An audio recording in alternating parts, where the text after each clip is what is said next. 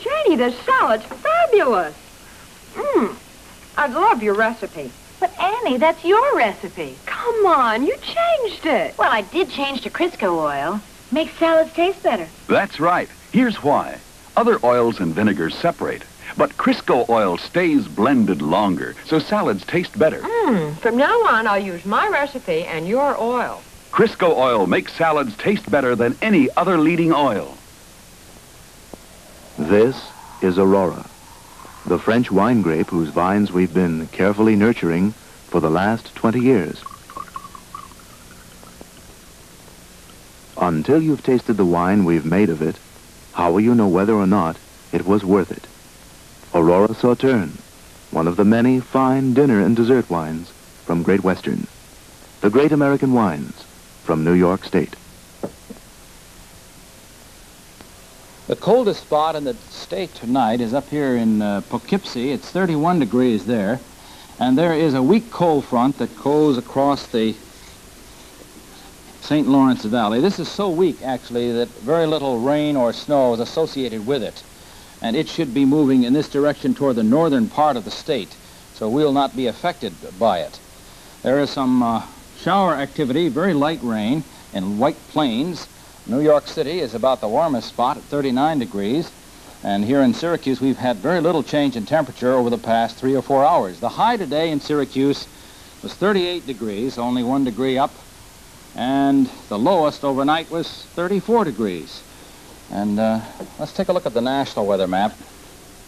You'll see that there is a cold front that goes along the Canadian border here, changing to a warm front down here.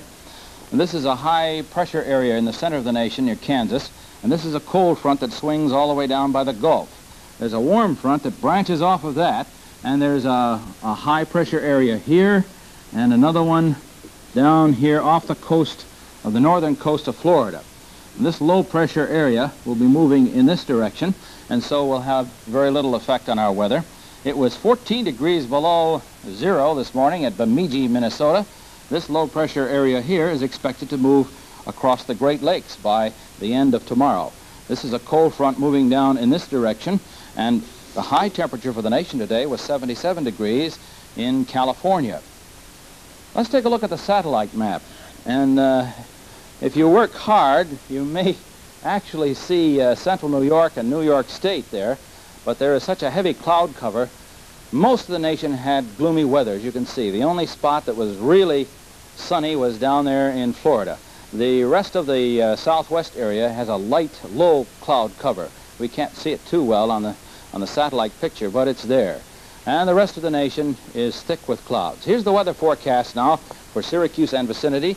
It's much the same as it was last night at this time. Cloudy weather through Tuesday with a chance of light rain or wet snow Monday night and Tuesday. A 20% chance overnight, and Monday with a 50% chance Monday night. The high temperature is expected to be near 38, the low overnight near 34, just what it was yesterday. The winds in Syracuse can be expected to be variable and less than 8 miles per hour through Tuesday. Let's take a look at our weather instruments. The temperature now is 38 degrees in metropolitan Syracuse. The relative humidity is 92%. The barometer has been steady over the past hour. It's now 30.15. The wind direction is still northerly and tends to go northeast. The wind velocity is very low right now, at maybe 1 or 2 miles per hour. And it's been like that most of the day. Jerry? Well, Bill, we thank you very much for your lovely weather report. Cloudy, mild, rain, sweet words we've been getting.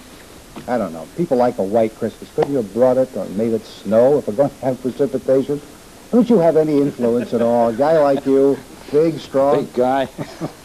Listen, when we hear what happened in sports today, maybe it's anticlimactic. I don't know. Just a little bit, Jerry, as compared with yesterday. I don't think we can ever reach that again in one given day as far as pro football is concerned.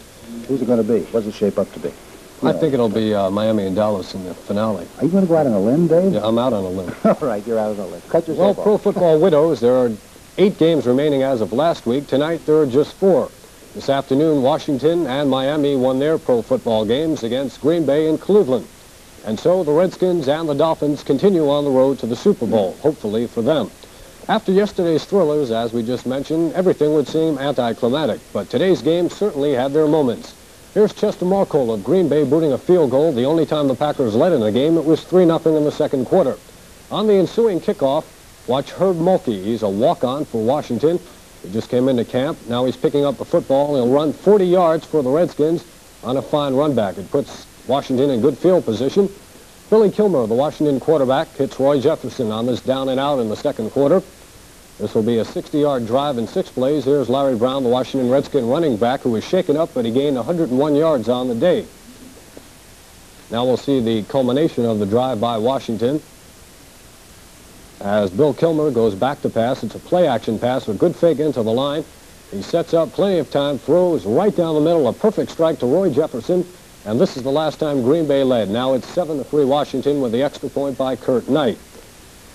The real story, though, was the way Washington's Roll McDowell stopped Green Bay's John Brockington. He picked up only 8 yards on the day, and they also pressured quarterback Scott Hunter quite a bit. Here, Hunter goes down under the barrage. Washington's offense consisted of 3 more field goals from Kurt Knight, who hit 3 of 3 today. Actually, he had a poor year, but Washington went on to win 16-3.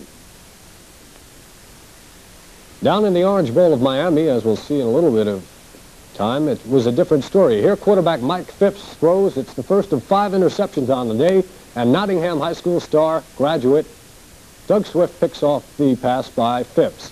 Now they block a punt. It's Charlie Babb blocking the punt. He picks it up. He runs into the end zone, and Miami is out to a 7-0 lead. Here's Phipps going back to pass again. He sets. He throws way down the middle. It's Curtis Johnson intercepting, the second interception of the day. He runs it back from his own 6 with good blocking until the Miami 40 where he's knocked down.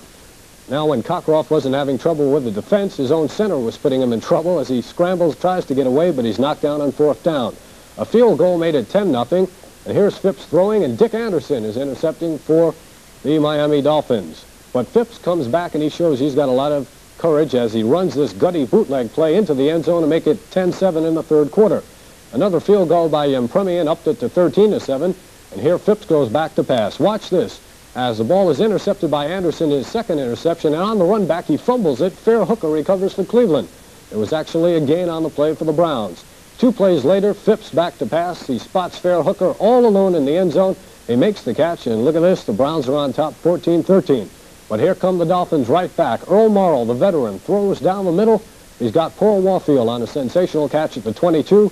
Later, a pass interference call aided the Dolphins, and Jim Kick carries it into the end zone to put Miami back on top 20-14. A final desperation throw is intercepted by Doug Swift, the native of Syracuse who attended Amherst College and is the only pro starter from Amherst to be making it in the NFL. Washington will host Dallas next Sunday at noon, and the Dolphins go into Pittsburgh for a 3 o'clock game. You'll see it here on TV3. Elsewhere in professional sports this afternoon, only the National Hockey League had some games. In the NHL this afternoon, the Rangers topped the Red Wings 5-0 on Ed Giacomin's 40th career shutout, and the Blackhawks topped the Maple Leafs 5-1. The Syracuse Orangemen are back in town after 2 victories at the Yukon Classic. Ordinarily, 2 wins in a Classic means the championship. However, this was not a tournament, and Syracuse had to settle for co-honors with Harvard.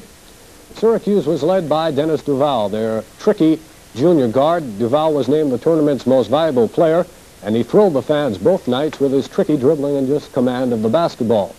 Syracuse's Rudy Hackett was also named to the all-tournament team along with Dennis Duval.